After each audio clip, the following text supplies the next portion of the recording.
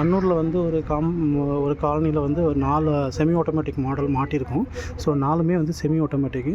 So அவங்க எப்பயும் போல் வந்து மோட்ரு ஆன் பண்ணிப்பாங்க.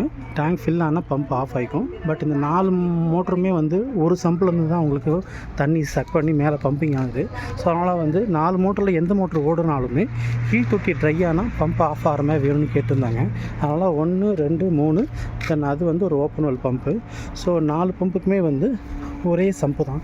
ஸோ அதனால் அதுக்குள்ளே வந்து ஒரு தொட்டியில் வந்து ஒரு ஃப்ளோட்டு போட்டிருக்கோம். பார்த்தா உங்களுக்கு தெரியும்.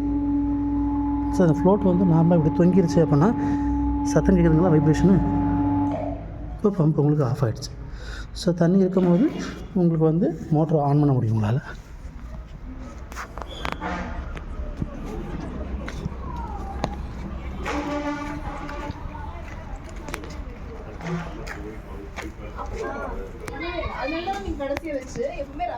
ஸோ இது எல்லாமே உங்களுக்கு வந்து இதில் 4 சுவிட்ச் வச்சுருக்காங்க. Pump 1, pump 2, pump 3, pump 4. இது எல்லாமே 4மே ஆன் பொசிஷன்லேயே வச்சுருக்கோம் உங்களுக்கு. சரிங்களா?